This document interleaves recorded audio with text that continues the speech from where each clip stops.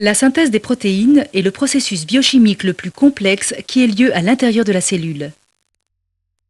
Elle commence dans le noyau, par le déroulement d'un segment de la molécule d'ADN, celui où se trouve le gène qui porte l'information nécessaire à la synthèse d'une protéine.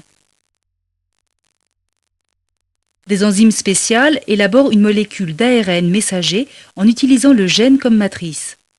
L'information génétique, ainsi transcrite, passera du noyau au cytoplasme. Tandis que dans le noyau, l'ADN s'enroule à nouveau, dans le cytoplasme, d'autres enzymes découpent la molécule d'ARN messager.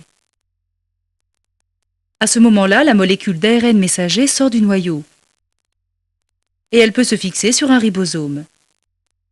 La traduction de l'information génétique peut alors commencer. Une molécule d'ARN de transfert arrive sur le ribosome.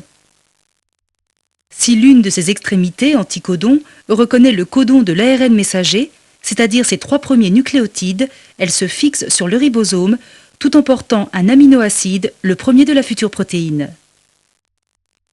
Une autre molécule d'ARN de transfert, dont l'anticodon reconnaît le codon suivant de l'ARN messager, vient se fixer sur le deuxième site du ribosome, libérant le premier ARN de transfert et liant les 2 aminoacides entre eux.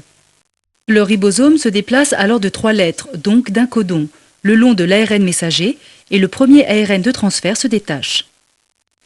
Une 3e molécule d'ARN de transfert peut ainsi arriver sur le ribosome, et un 3e aminoacide peut s'unir aux 2 premiers. La synthèse continue de cette façon. Chaque fois qu'un nouvel aminoacide s'ajoute à la protéine en formation, le ribosome se déplace le long de l'ARN messager pour lire un codon, et son ARN de transfert correspondant approche l'aminoacide suivant de la protéine en formation. Quand le ribosome arrive au niveau d'un codon signifiant stop, aucun ARN de transfert ne s'y attache plus, et la protéine à peine formée peut se détacher du ribosome. La synthèse est terminée.